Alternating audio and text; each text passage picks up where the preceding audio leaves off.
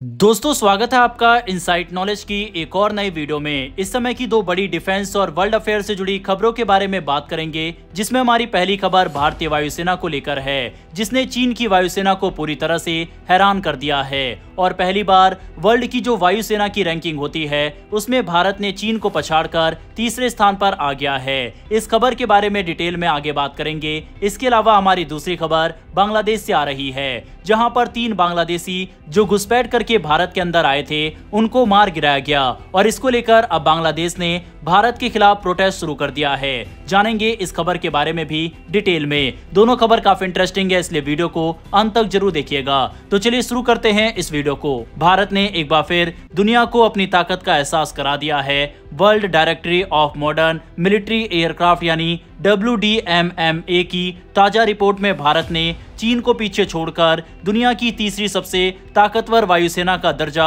हासिल कर लिया है। अब भारत से आगे सिर्फ 2 ही देश हैं, अमेरिका और रूस। ये एक ऐसा पल है जिसने न सिर्फ एशिया बल्कि पूरी दुनिया का ध्यान भारत की ओर खींच लिया है, क्योंकि इस बदलाव से एशिया की शक्ति संतुलन की तस्वीर पूरी तरह बदल गई है। WDMMA की इस रिपोर्ट में दुनिया के 103 देशों और 129 एयर सर्विसेज को शामिल किया गया, जिसमें आर्मी, नेवी और मरीन एविएशन ब्रांच के करीब 48,000 से ज्यादा एयरक्राफ्ट्स का विश्लेषण किया गया। रिपोर्ट्स के अनुसार अमेरिका आज भी सबसे आगे है, जिसकी वायुसेना का दबदबा बाकी सभी देशों पर भारी है। अमेरिका का सैन्य खर्च अकेले ही पूरी दुनिया के लगभग 40% रक्षा बजट के बराबर है। दूसरे नंबर पर रूस है और अब तीसरे नंबर पर भारत। चीन, जो लंबे समय से एशिया की सबसे बड़ी वायु शक्ति माना जाता था, अब चौथे स्थान पर खिसक गया है। भारत के इस उभार का सबसे बड़ा कारण सिर्फ विमान की संख्या नहीं बल्कि उसकी गुणवत्ता और तैयारी है। WDMMA की ये रैंकिंग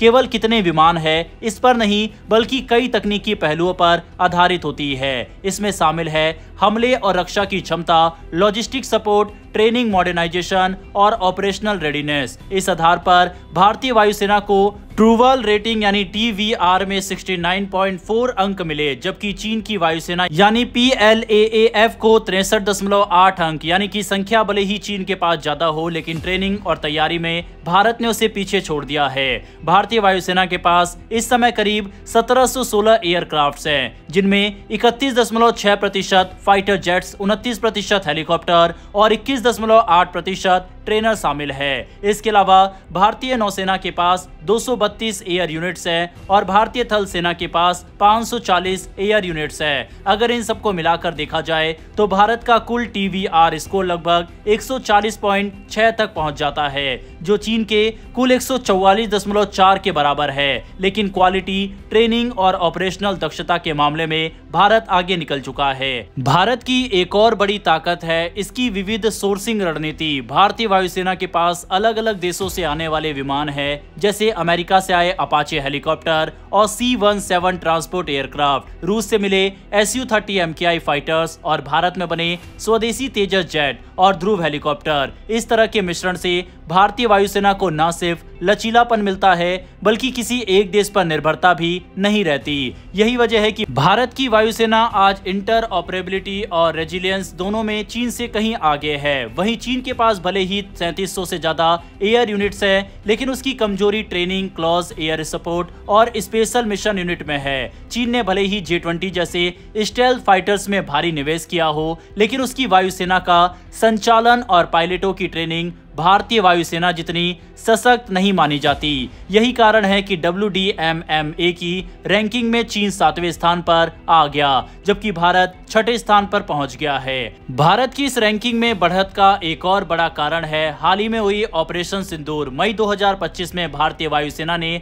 पाकिस्तान और पाकिस्तान अधिकृत कश्मीर में आतंकी ठिकानों पर सटीक हमले किए। ये हमले 22 अप्रैल को जम्मू कश्मीर के पहलगाम में हुए आतंकी हमले के जवाब में किए गए थे, जिसमें 26 लोगों की जान चली गई थी। 7 मई को शुरू हुए ऑपरेशन सिंदूर के तहत भारतीय वायुसेना ने पहली बार ब्रह्मोस सुपरसोनिक मिसाइल का युद्ध में इस्तेमाल किया और पाकिस्तान की कई एयरबेस और आतंकी ठिकानों को निशाना बनाया। यही वो क्षण था जिसने भारत की वायुसेना की ताकत को नए स्तर पर पहुंचा दिया और WDMMA की रिपोर्ट में भारत को तीसरा स्थान दिलाया।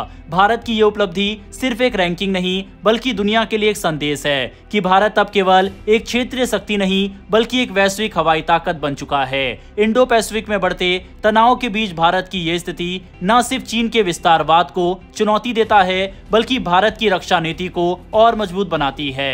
बढ़ते हमारी अगली खबर की तरफ। भारत और बांग्लादेश के बीच एक बार फिर से कूटनीतिक तनाव देखने को मिल रहा है। इस बार मामला त्रिपुरा में 3 बांग्लादेशी नागरिकों की मौत से जुड़ा हुआ है।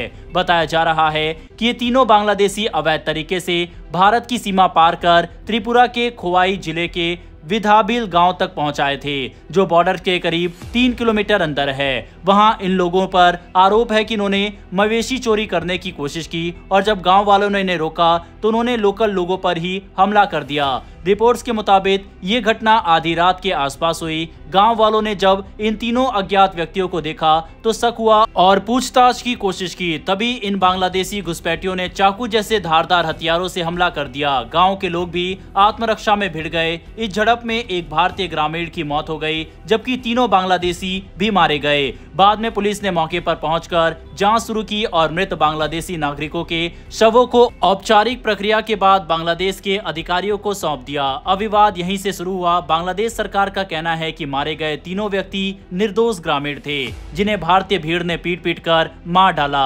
ढाका की सरकार ने इस घटना को मॉब लिंचिंग बताया और भारत से कड़ी आपत्ति जताई। बांग्लादेश ने भारत के उच्चायुक्त को समन जारी किया और मांग की कि एक निष्पक्ष और पारदर्शी जांच की जाए, दोषियों को सजा मिले और पीड़ित परिवारों को मुआवजा दिया जाए। साथ ही उन्होंने भारत से आश्वासन भी मांगा कि भविष्य में इस तरह की घटनाएं दोबारा नहीं होगी। वहीं भारत ने बांग्लादेश के इन आरोपों को पूरी तरह खारिज कर दिया। विदेश मंत्रालय ने साफ कहा कि ये घटना भारतीय क्षेत्र के अंदर हुई थी और जो लोग मारे गए वे अवैध रूप से सीमा पार कर भारत की जमीन में घुसे थे। भारत ने इसे किसी भी तरह की मॉब लिंचिंग मानने से इनकार किया और कहा कि यह मामला आत्मरक्षा का था क्योंकि हमलावरों ने पहले स्थानीय लोगों पर हमला किया था।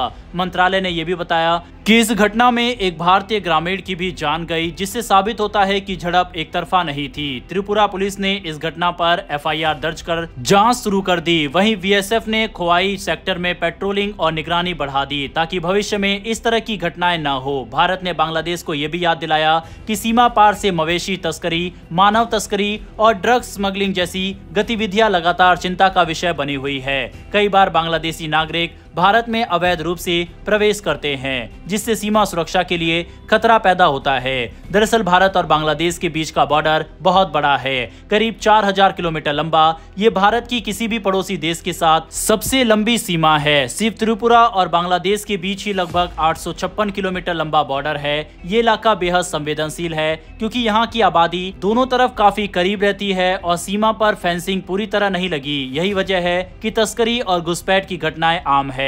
बीते सालों में भी ऐसे कई मामले सामने आए जब सीमा पार से आए लोगों और स्थानीय ग्रामीणों के बीच हिंसक झड़पें हुई। कई बार बांग्लादेश ने ऐसे मामले को अंतर्राष्ट्रीय मुद्दा बनाने की कोशिश भी की, लेकिन भारत का कहना है कि वह सिर्फ अपने सीमावर्ती इलाकों की सुरक्षा कर रहा है और ऐसी गतिविधियों को बर्दाश्त नहीं किया जाएगा जो कि राष्ट्रीय सुरक्षा के लिए खतरा हो। बीएसएफ ने निगरानी बढ़ा दी और आधुनिक तकनीक जैसे ड्रोन और इंफ्रारेड सेंसर के इस्तेमाल पर जोर दिया जा रहा है। वहीं भारत चाहता है कि बांग्लादेश भी अपनी तरफ से सख्त कदम उठाए ताकि घुसपैठ और तस्करी जैसी गतिविधियों पर रोक लग सके।